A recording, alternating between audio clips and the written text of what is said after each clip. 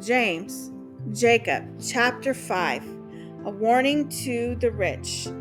Listen, all you who are rich, for it's time to weep and howl over the misery that will overtake you. Your riches lie rotting, your fine clothing eaten by moths, your gold and silver are corroded as a witness against you. You have hoarded up treasures for the last days, but it will become a fire to burn your flesh. Listen, can't you hear the cries of the laborers over the wages you fraudulently held back from those who have worked for you? The cries for justice of those you've cheated have reached the ears of the Lord of armies. You have indulged yourself with every luxury and pleasure this world offers, but you're only stuffing your heart full for a day of slaughtering. You have condemned and murdered good and innocent people who had no power to defend themselves. Meanwhile, brothers and sisters, we must be patient and filled with expectation as we wait for the appearing of the Lord.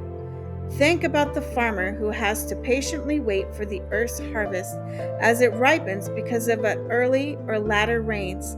So you also keep your hopes high and be patient, for the presence of the Lord is drawing closer. Since each of you are part of God's family, never complain or grumble about each other, so that judgment will not come on you. For the true judge is near and very ready to appear. My brothers and sisters, take the prophets as your mentors. They have prophesied in the name of the Lord. It brought them great suffering, yet they patiently endured. We honor them as our heroes because they remained faithful even while enduring suffering. And you have heard of all that Job went through, and we can now see that the Lord ultimately treated him with wonderful kindness, revealing how tender-hearted he really is. Above all, we must be those who never need to verify our speech as truthful by swearing by the heavens or the earth or any other oath.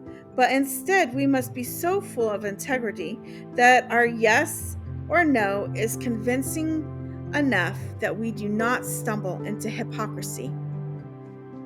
Prayer for the sick. Are there any believers in your fellowship suffering great hardship and distress? Encourage them to pray. Are there happy, cheerful ones among you? Encourage them to sing out their praises. Are there any sick among you? Then ask the elders of the church to come and pray over the sick and anoint them with oil in the name of the Lord. And the prayer of faith will heal the sick, and the Lord will raise them up. And if they have committed sins, they will be forgiven.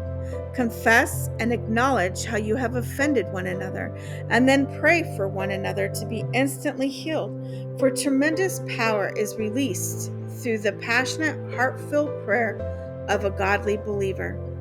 Elijah was a man with human frailties, just like all of us, but he prayed and received supernatural answers.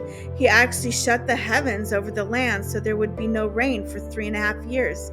Then he prayed again, and the skies opened up over the land so that the rain came again and produced a harvest. Finally, as members of God's beloved family, we must go after the ones who wander from the truth and bring them back.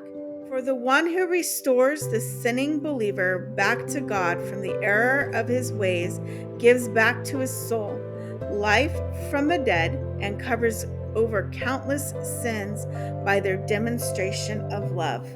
Amen, amen, amen.